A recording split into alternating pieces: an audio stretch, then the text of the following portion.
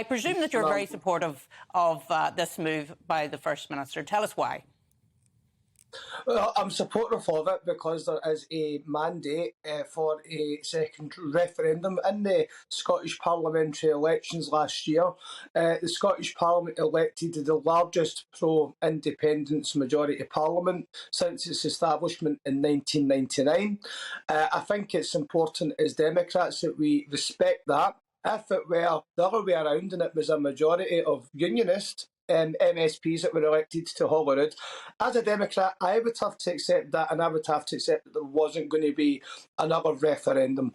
So I think that is Democrats first and foremost. We have to respect that mandate, and that's why I'm pleased that the First Minister has put a pathway forward to how we in Scotland are going to decide our own future. You know, putting the power back to the people. Well, I mean, I think by that you're suggesting that the only reason people vote for the SNP is on Scottish independence. And do they not vote for other reasons? I'm sure they do vote for other reasons, but at the end of the day, we can't cherry pick what parts of manifestos people voted for and which parts they didn't. I mean, Arlen is leader of the Democratic Unionist Party. It may be potential that people didn't always vote for you because they believed in the Union, which, to be fair, I would find hard to believe because politics in the north of Ireland is so polarised. Maybe the other way around, that maybe people voted for you for the Union but didn't support maybe your views on things like equal marriage or abortion, but people still voted for those things, and you still always stood on the principles that you stood for election for, which, to be fair, if people gave you the vote, then you have the right to take forward that mandate. And all we are saying is that we should be able to take forward our mandate. Well, it's Northern Ireland, actually, not the north of Ireland, but I think, Paul, you have a question as well.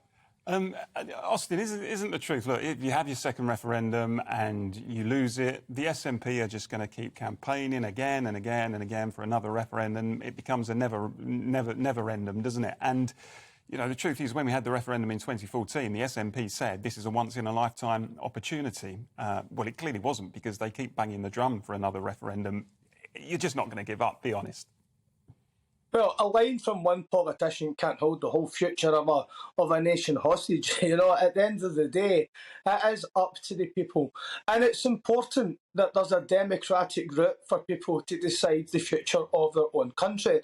I mean, as Alan will know, as I say, in Ireland, there's been major issues across the whole island about democracy and how people can implement their will. There's now international agreements in place under the Good Friday Belfast Agreement to ensure that there's democratic means for people to decide the constitutional future of that part of the world. If that route wasn't there, because it was about ensuring that if there was going to be change, there was a democratic route, then we may not be in the position where violence has ended today. So why should Scotland be denied a democratic route to decide the future? And even in the Belfast Good Friday Agreement, I believe, and Alan can correct me if I'm wrong here, that a border poll can only be held 7 years after the last one would have been, and that time would have elapsed under Scotland's case. It would be 9 years since the last referendum.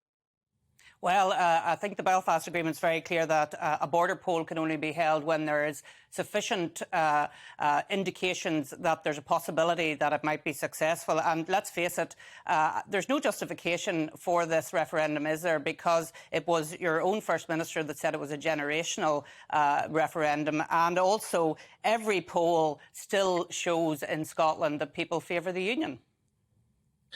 Well, I believe that Boris Johnson in 2019 said that general election was a generational opportunity. I don't think anyone is expecting no more general elections. I also believe that Boris Johnson said that he would die in a ditch if Brexit wasn't delivered, and then the date passed. I don't think anybody expected him to die in a ditch, and I certainly didn't either. But the point is that politicians will make statements to emphasise the importance of decisions that we have ahead of us.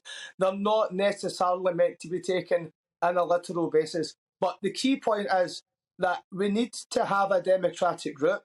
Nicola Sturgeon set out 3 options, and all these options are things that have been used in the past. I mean, in 1986, when you were a teenager, Arlen, I believe that All the unionist Thank MPs in the North resigned in order to have by-elections to have a say over the Anglo-Irish agreement. So these are all things that have already been tested as ways and means of gauging public opinion, because people should have the say.